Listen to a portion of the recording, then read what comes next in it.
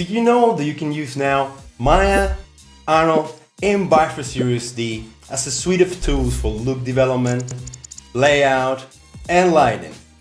This alone empowers artists to create USD-based scene graphs that go from master creation to a final render.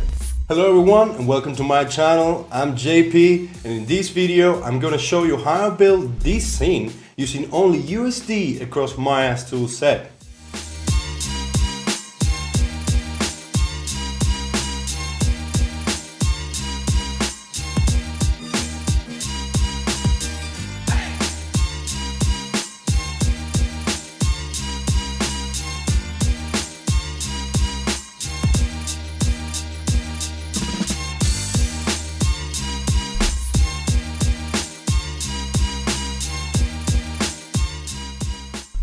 Today, you're going to be learning how to set up models for export. You're going to take Arnold's latest plugin in order to export and keep all these shading, texturing, and lighting data inside of the USD container. Then we're going to be using Bifrost to define variants. And I'm going to explain what variants are inside of the world of USD. Then we're going to create USD prototypes in order to create an entire building out of just one particular module. A USD point instancer in order to create an entire city out of just one module. So let's do it.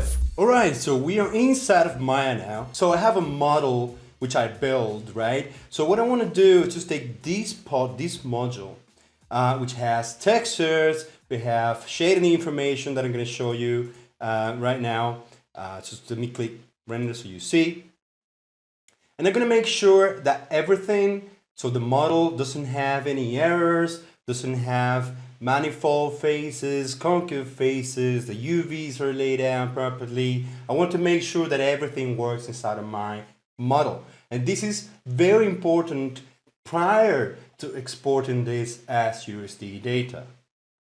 So, as you can see, I have very nice shading information inside of my model. I have a lot of stuff in here, so you can see I have even a man inside of the pod just to replicate exactly what you see in the Matrix city or the Matrix movie, right? So let me stop this now, and I want to show you and explain how I've done this and why, the logics behind it. So first, as you might see, I have this pod, right? So I separated everything, didn't separate these for arbitrary reasons. I did this intentionally. Why? Because every single piece or group that I have here has a different shading network applied to. So I have the pod with one shading network, cables with another shading network, this one has another shading network, and you get the deal, you get the story, right? So on and so forth.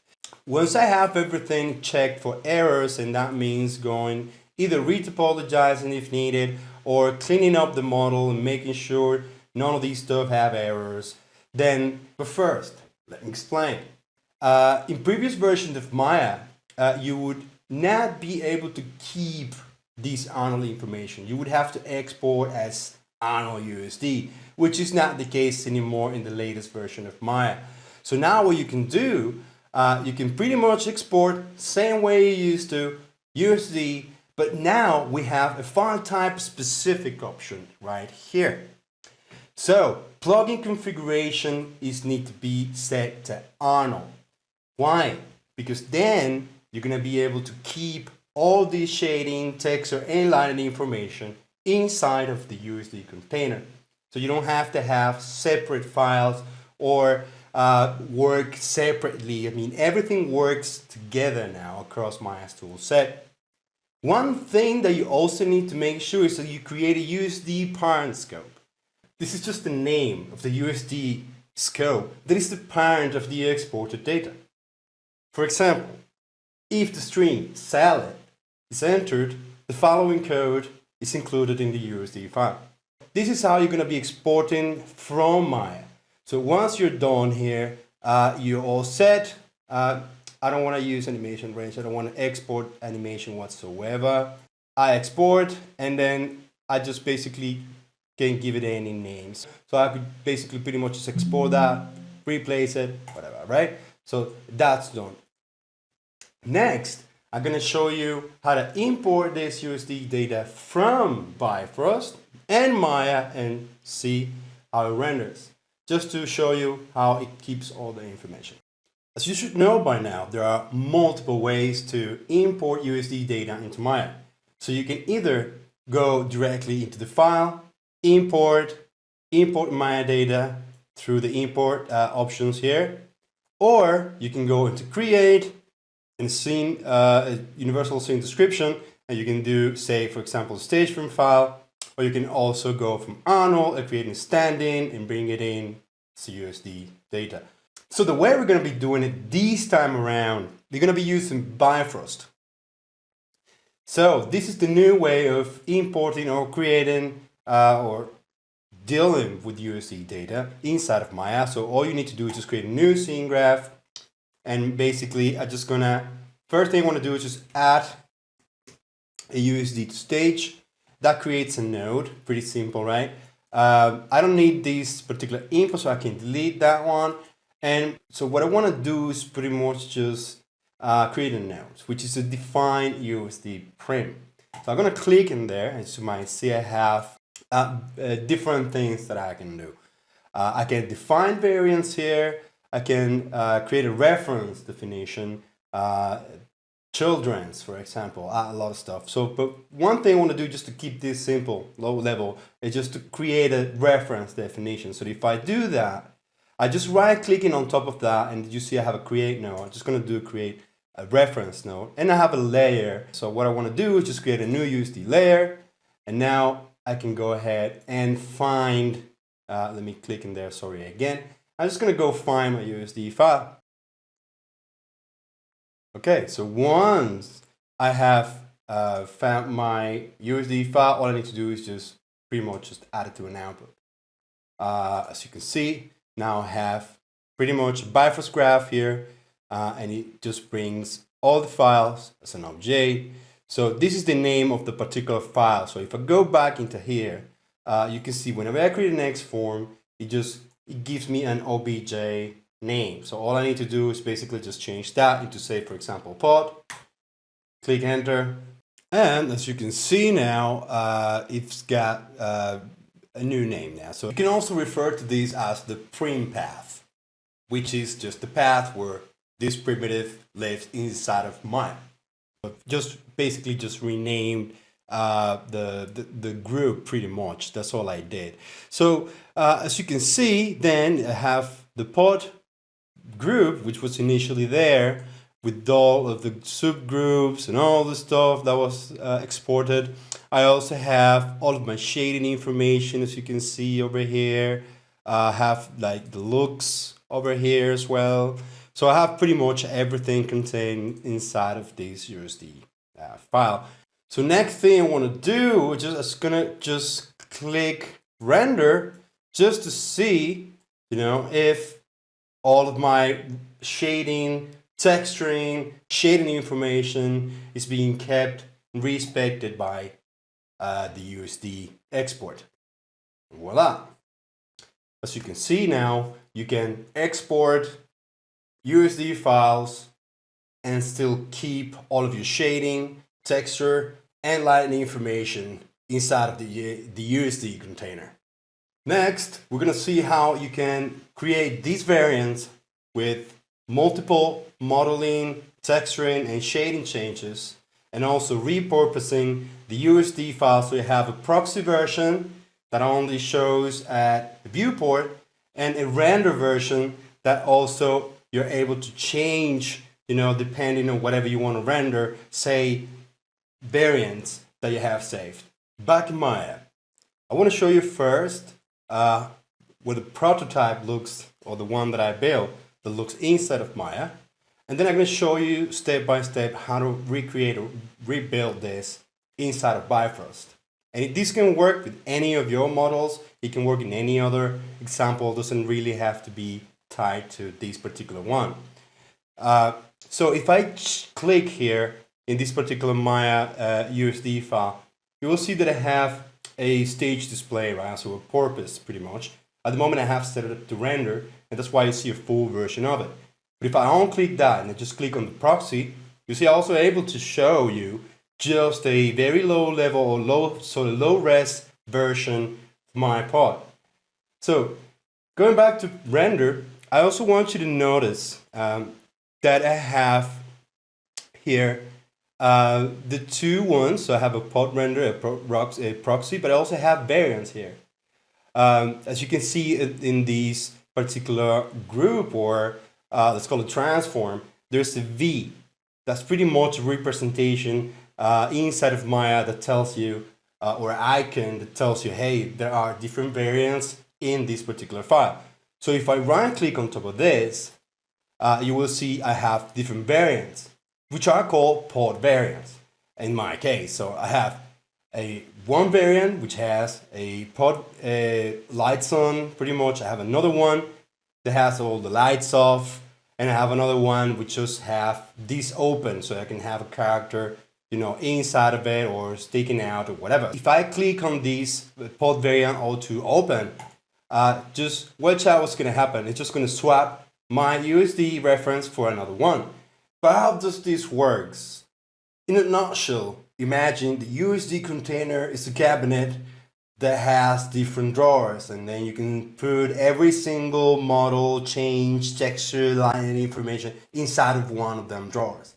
It's as simple as that. Now inside of Maya, let's dissect exactly how I build these different variants and how I purpose it so you can have a proxy version and a render version inside of the viewport. So that's pretty much it. As you see here, there's not much. This is not very complicated network or graph. So don't you worry, I'm going to be sharing all this with you so you can reuse it. You don't have to redo this in any case. But if you do, it's as simple as going like this. So I'm just going to replicate what I did here, and I'm going to explain step by step. So first thing you want to do is always start with an add to stage.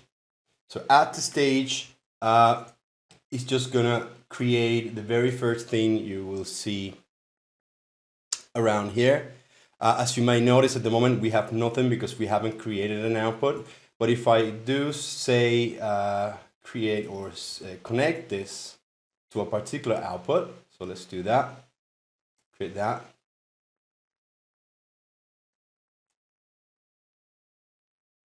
Now we have a new Maya USD proxy 2. So, but if I go inside, there's nothing. So same deal as the other one here. So I have nothing at the moment. So let's go back into here and let's start creating then this whole thing. So or recreating this whole thing. So basically I'm just going to right click. I'm going to go into create node. I'm going to start defining a very first prim. So the very first prim that I define is just an X form. As you might see, it's got the name obj by default, which is the prim path. So I'm going to rename that to say example.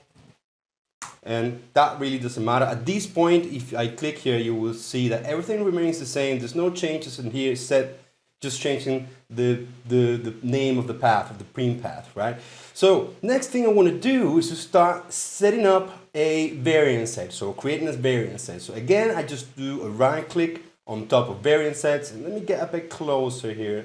Right click and just create a new variant set. Whenever I get a variant set created, it's going to ask me for a particular name. So I'm going to call these variants. It doesn't really matter what name you give it. It's just a way to know,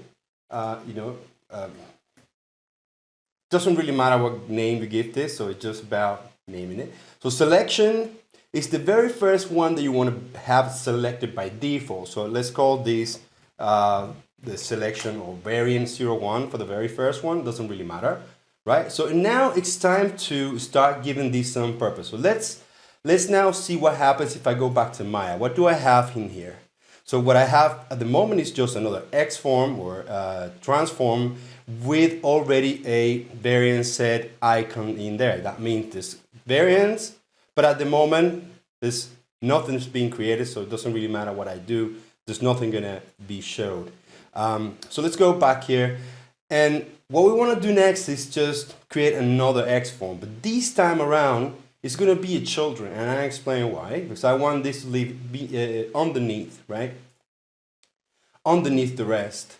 So that's going to go here. And for this particular children, this one's going to call it example render, basically, or purpose, whatever I want to give it. So let's call this example render.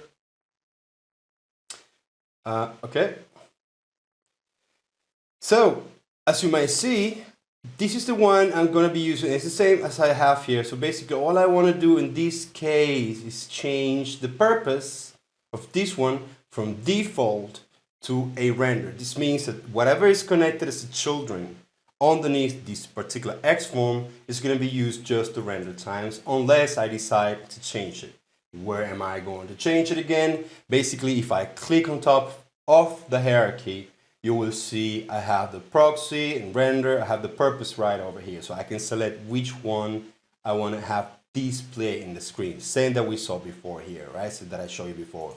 If I click and unclick, then I can just basically specify which one I want to create or which one I want to display, sorry. So let's go back into Maya and to Bifrost, sorry. And next step is going to be to create then another children, and this is where we're going to start referencing in the USD layers or variants, right? So very first one, again, see, notice, always got the OBJ name. Let's call this variant 01 for this particular example. Because the purpose was defined before at the top level node, all I want to do now is to basically give it a name. So I need to go and grab my variant set name, which I define over here. It's called variance, remember? And I'm just going to put it in here. Remember I said this is going to have a selection. So the very first one is going to be this one. So I'm going to copy that as well. I'm going to paste it here. So this is the very first name of this variant. So pretty much, what else I need to do now? Let me save this. Now that I have this, I can pretty much just bring in a new reference definition, just a new layer pretty much, right? So go find my USD file. And that's what I'm going to do now. So same deals I showed you before. So I'm going to go into the layer, create a new layer, and then I'm going to go grab my USD file. So this USD file, let me go grab it. Okay, so that's here now. So let me just hide the one on top, and I'm just going to bring in this one here. So this example, you see, this is what I have at the moment. So it's just that one there. By default, so let's go back into the attribute editor. It's actually looking just for a proxy now, so that's why I don't see anything on the screen. So if I go click and check on render, now all of a sudden my stuff appears, right? So as you can see, at the moment, I have a variant set declared called variant, and I only have one variant. So now it's time for me to start adding different versions or variants of this. And at this point in time, this is as simple as just creating as many as I need from this particular children. So at this point, at this level, so basically it's just the same. It's just create a new X form. Now I'm gonna call these, say, var02, and so on and so forth. So now I'm just gonna speed up the process, and I'm gonna go get all the other two variants that I had, and then I'm gonna show you the result.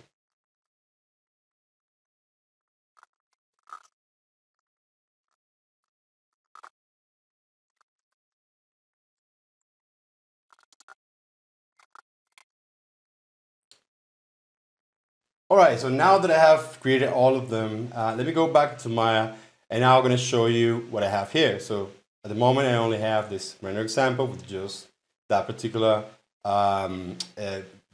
X form. If I right click on top of this X form node, you see I have the variants that I just created. So the variant, the very first one, which is default. Then I have an open version, again, like I showed before, which is that one there. If I click, you will see the model changes immediately. And if I click on the off version, there's also a different model change. So let me go back into the default, and you will see it jump.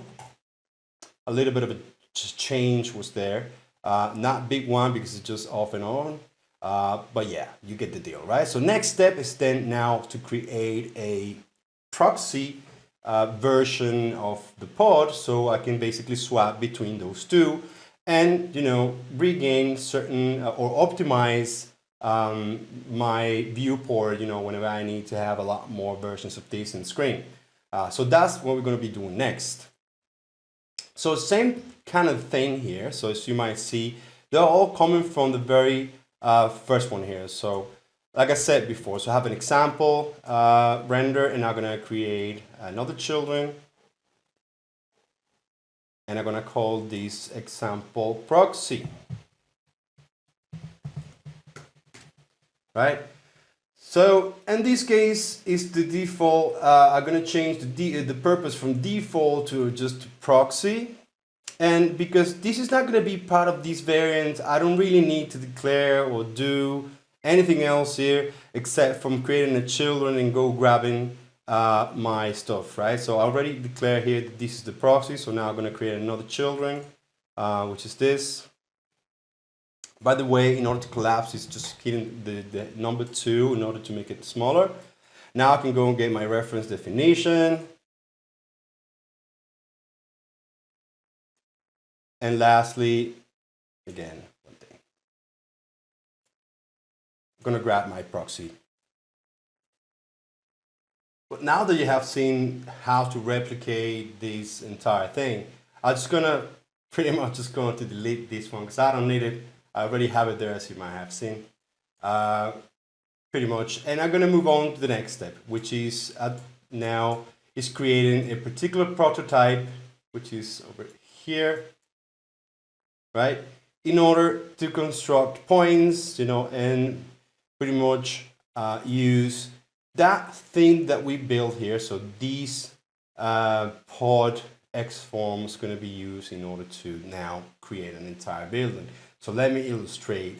I'm going to go into my construct points here. Let me go back and unhide this, right? And I'm going to use my proxy version, right? This is the reason why I use the proxy version. Now, what I want to do, what I'm going to show you now, or how to build this, is this. Pretty much creating instances of that same one and a particular radius, and then I'm also going to instantiate them on a vertical point. So in this case, it could be any amount. So it could be 30, it could be 60, it could be 100. And let me show you how quick this goes. So you could take the grab this and just move it like that. And you get an instant feedback of that by just moving that there. So this is how we're going to be building this entire tower. Let's call it a tower. One little thing I want to pay attention to is, you know, the amount of FPS over here, right? When I use the proxy. That's the main reason why we actually using proxies instead of the full version of the pod. Even though USD is very fast and you will be able to load millions and millions and millions of polys in like 3 seconds, you're still going to lose a lot of performance. So let me demonstrate that. I'm just going to swap from proxy to a render. And that should take like 1, 2, 3 seconds in order to load all of them, as you might see there. Now we have full versions of the pod, right? But watch out for the FPS. So now I have 2 frames per second. I'm still able to move. But it's really, really hard to move. So it's 2.1 frames. It's not optimal. So that's why we created the different purposes, right? So we define different purposes. What we're going to do next, I'm going to show you how this works, right? And after this, we're going to see how to create then the entire city. And finally, we're going to render it. So let's move on. Okay, so in order to get the tower, the building ready, I first needed to figure out how big I wanted this to be. So um, what I did was to first create a cylinder, right? So cylinder, I happen to know is 2012 in order to match the distance that I wanted to have here. So this is how big I wanted it to be. So once I figured that out, I also needed to know how many subdivisions, I needed to in order to match the size of this guy. So I came around to 7 subdivisions, right? And how do I know that? Because I positioned it in such a way that, okay, this is pretty much the same size. So now I know I need 27 of these pods to be instantiated or copied around this circumference, right? So this radius. So basically, how do you do that in normal, regular Maya days? It's basically you select your object and then you just pretty much just move the pivot by holding D and just like this, right? Holding D down and moving the pivot around and just center it and snap it to the right to the middle of that particular cylinder. So there's two ways you could do this. You could either do it in Maya directly by cloning and doing all this stuff, but I wanted to do it procedurally inside of Bifrost. So I asked one of my colleagues to kind of help me construct the points in a way that would match this idea. And this is exactly what they did. So let me show you how that looks inside of here. So basically he created a particular node, which is called construct points, RDC. Basically radial, if I select this, you see I have a radial count, vertical count, and I have a height. The height is set to 649 because I happen to know that if I wanted to move this and then have a copy right on top, I will need to displace these 649 units. So basically I would need to do this 649 in order to get to the same, or basically to have another story or another level of this. Okay, so that's how I know or how I figure out this particular number here. So what it went ahead and did is, if I just explode or open this one here, you will see this basically creating or building the points, right? Getting them in an array, so put it into a particular array, and then he's using a pi node, a mathematical basically node, which is just a way to calculate the ratio of the length of a circumference to its diameter in specific Euclidean geometry. And then basically he connected this he converted this into radians. Why is that? Because basically all of this, what it does is just to figure out the distance that I have between this guy, or basically this, let me select it again, let me go back into here, and this pivot, right? So it's figuring out the distance between the middle, right, of this circumference and where its position is. So basically you can rotate and do this, 27 times. So that's pretty much it, right? So that's what I'm trying to explain here. It's not really that difficult. Don't you worry. I'm going to be sharing these compounds with you so you can dissect them, you can have a look at them, and recreate it yourself. One thing you need to know is that I did it this way. So if you want to kind of reuse this particular node or this particular compound, you would need to re-export the USD file from Maya. And if you say you wanted to move the pivot, so right, say you wanted to make it a bigger circumference or a bigger radius, then you have obviously to move the pivot, and you would have to re-export as USD once again. So that's how that need to be done. So next step, right? So in order to create or separate, say, this from this other guy, from this stage, I basically created another stage. And why? Why there's another stage? As you might see, I have the top parent, which is the Maya USD proxy shape. Then I have the pod as one group. Then I have the tower building, just making sure I create a building as another group or another section of this USD file. And then I have the city as another section. So I want to separate this because I want to use this print path in order to recreate or make the whole thing inside of Bifrost. So again, I added the stage, I added a new stage, I connected the one we have previously into this one, and then I created a new prim. So again, a new prim is just basically just to define an X form. As you might see, if I click here, you will see the definition is an X form, as you might see here, and basically just give it a name. I called it tower building, which is exactly what we're building here. And everything else remains the same. On a children level, so I wanted this to the point instancer to live inside of this X form. I'm just gonna create another node, sorry, which is this particular one here. So it's a define USD point instancer. So if you click in there, that's gonna create this other node. And let me expand this a little bit. You will see what he has is basically obviously you will have an instancer path, which you have to give it a name. Obviously by default it would give you, I think it's the obj thingy. And actually let's have a look at that. So if you create a new one, say point instancer, it's just called instancer pretty much. So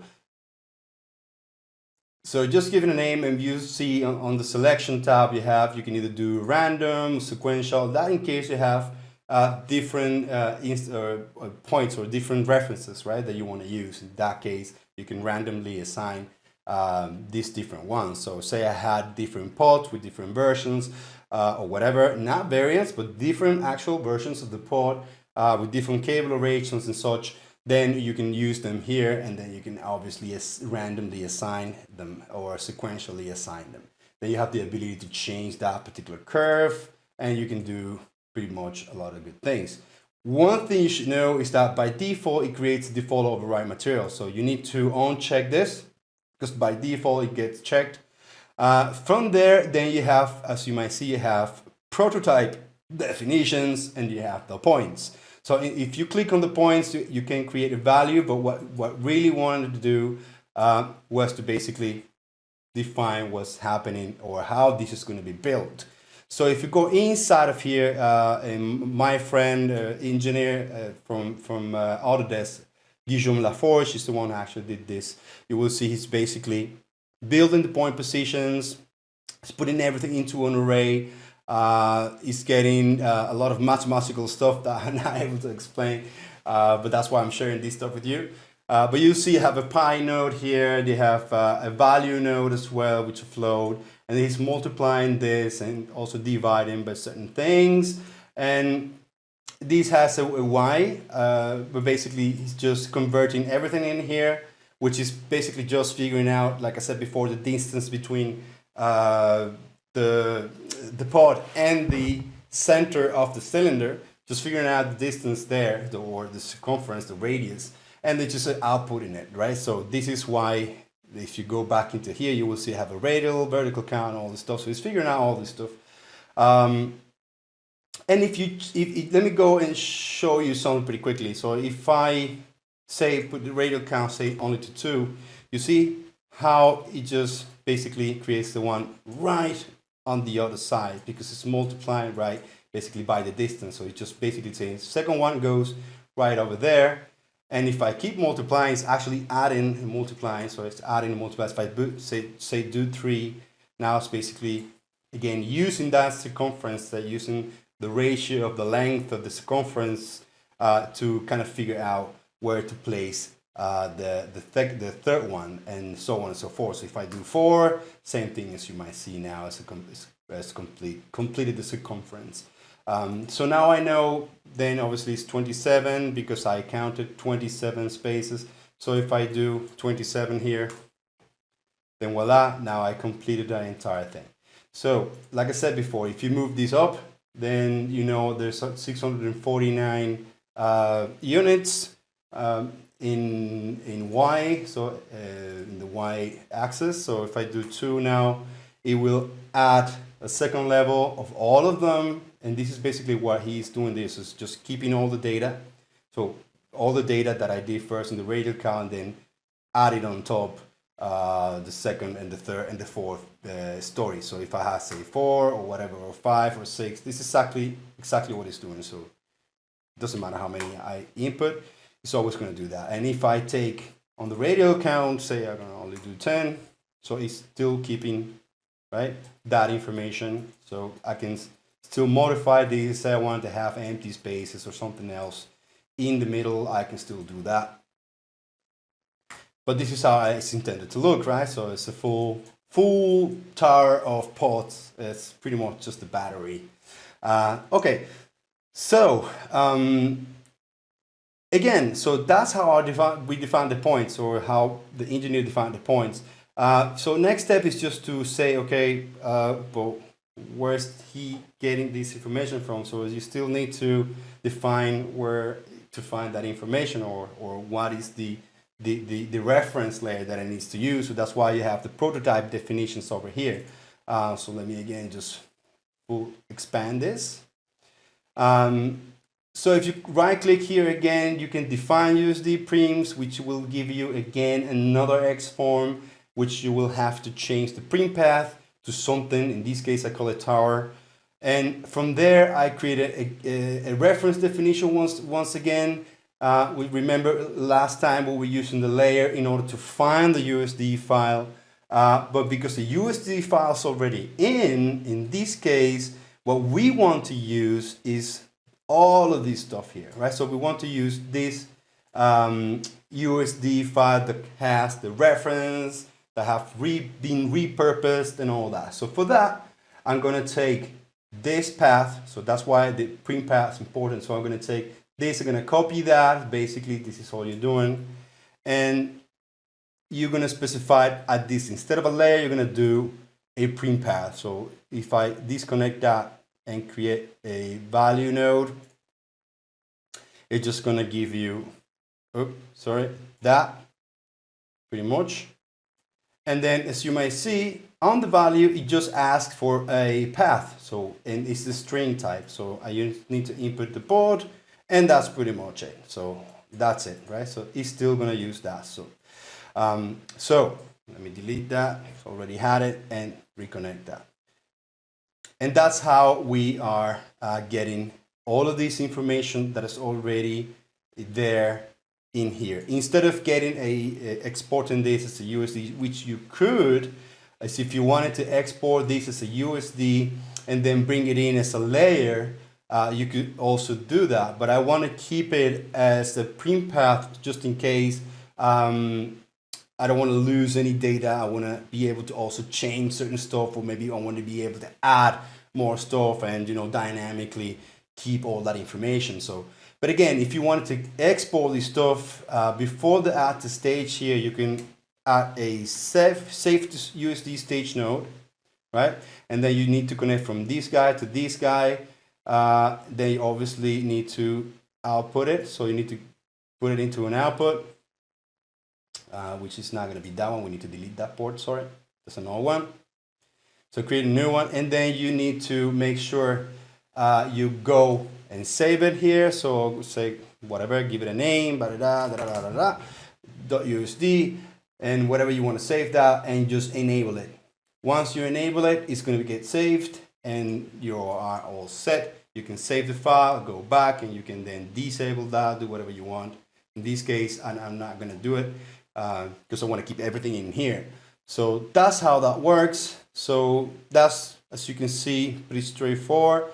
And next step is now getting again another point instancer to take the tower building, which we had here, and then just scatter around a plane, which is pretty much it. So let's go ahead and see that. Okay, first thing, again, it's going to be to add a stage, or add another node called add to stage. So this is the one that is here. Again, just to keep them separate, right? So we'll have different hierarchies, so everything's separate here. But that's the whole reason. In this particular add to stage, instead of keeping it under a different X form or a new X form, I just went ahead and just created the USD point instancer. Let me move this up here. Just created the point instancer directly. So which is what you see here. So the point instancer, in this case, I'm going to call it towers city, because this is what it's we're going to be using to build or scatter that tower that we built before around or across a plane. And it's pretty much the same thing. So in this case, to define the point instancer, I use the scatter points node, which is right here. So scatter points. As you see, the scatter points is basically this node here. So if I expand this one, just use the same one. It's nothing new there.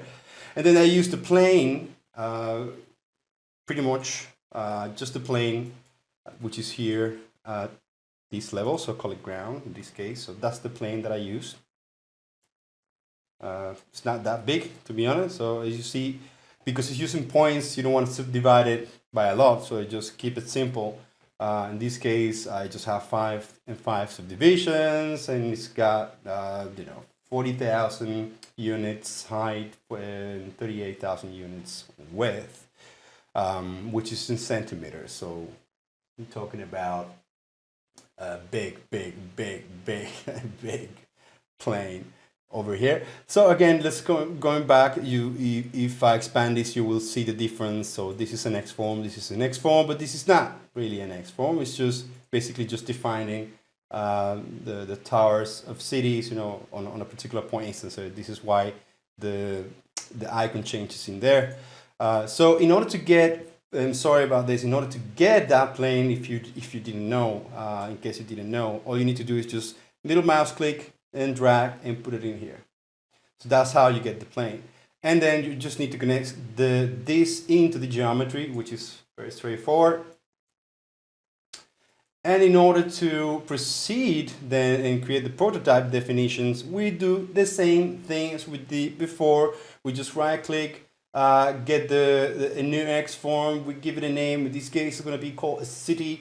Then we create reference definitions, and the same thing, we create a print path, and we're going to specify the print path. So the print path in this case is going to be this other guy, which is the one that we used to build the entire building. And this is the main reason why this needed to be on a specific level, because if I didn't put an X form before this, then it wouldn't know how to deal with this data, right? So all I wanted to ask Bifrost was, okay, now I have a building.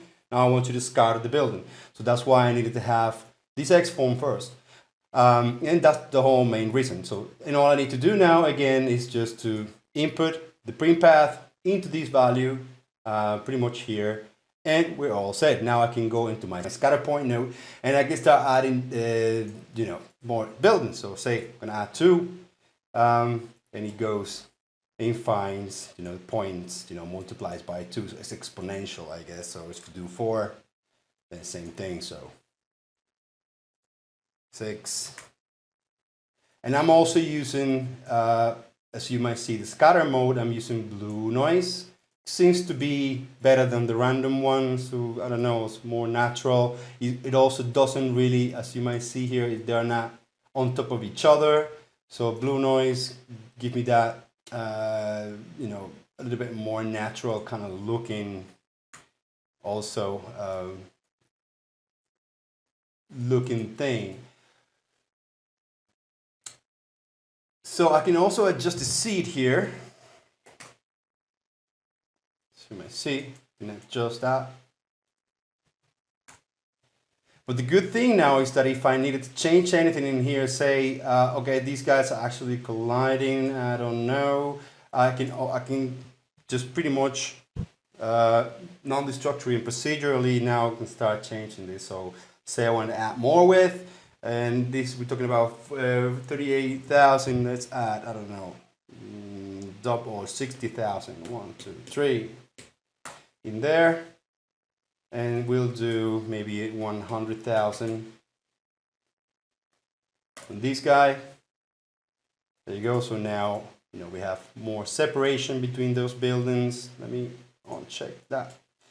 And now also we can start adding more and more buildings, and make it a little bit more crowded. And in here, we can use blue noise maximal. You see that also helps, you know, keeping them away from each other on this here. And that's pretty much it, guys. So now I have an entire city, you know, that I can use to render quite nicely. So I have a full building. You can obviously make this a lot more complicated. You can define a path. You can, I mean, there's a lot you can do to improve on this, but I guess this is just a proof of concept and use case. That's quite nice. I believe, and I want to show everybody.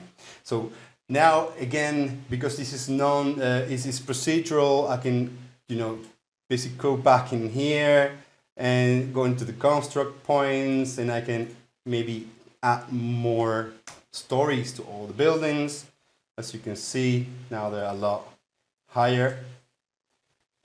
That's it. As you can see, you know, it's quite straightforward. So next thing we're gonna do, add a couple of lights, and we're gonna render this. You know, I just want you to see how fast you could render this. You know, you don't really need as many lights. You can either use 3-4 lights in order to get a real nice looking city.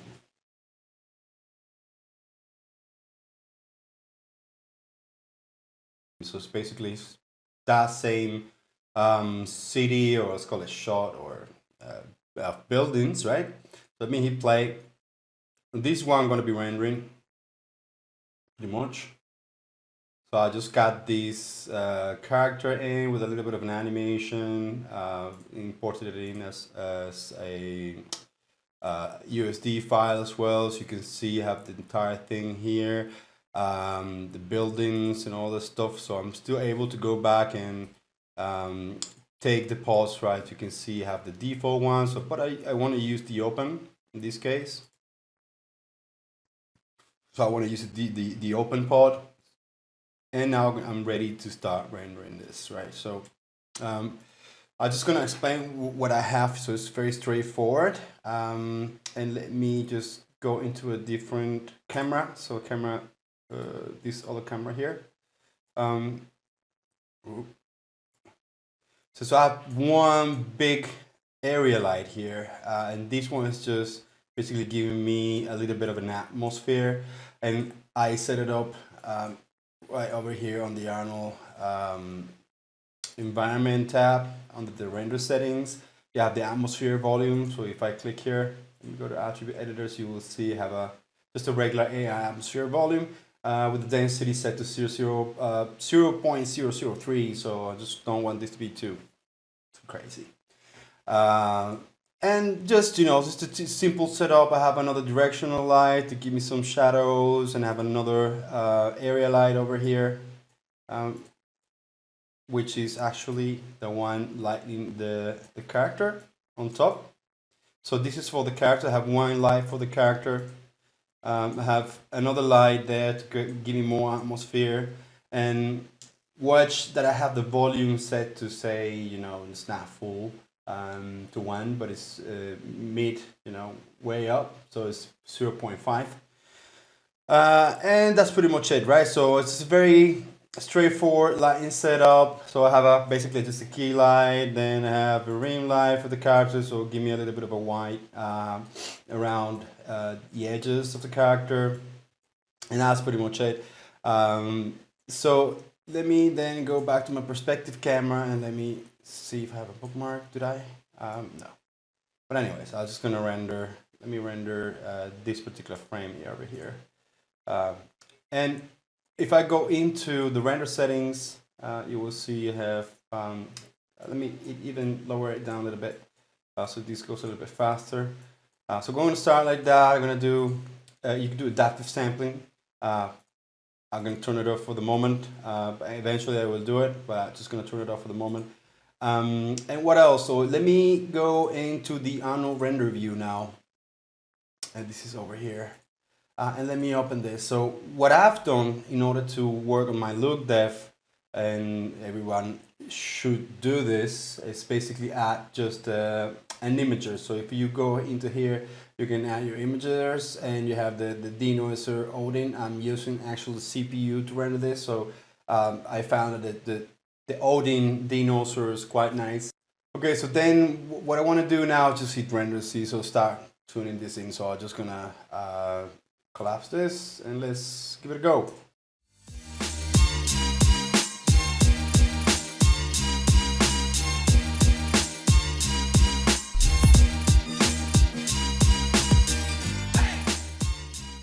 Okay, so that's it for today. I think just to recap what we've done today, we first exported models, as USD. We were able to keep all the lighting, shading, and textural information within that USD file.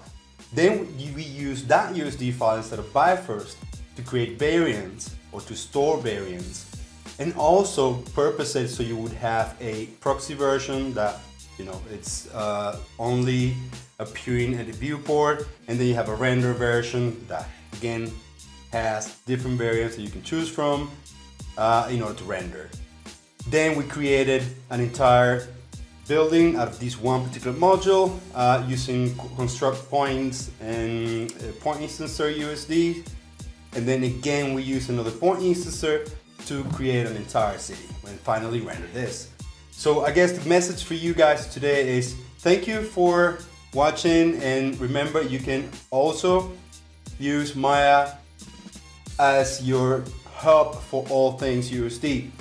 But if you want to collaborate, you can always export this into a USD file and share it with anybody else, to use in Houdini or Cinema 4D or whatever there is that you want.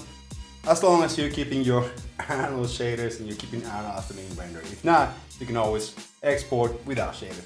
But that's it for today. Thank you very much. Again, I'm JP, and I'll see you next time.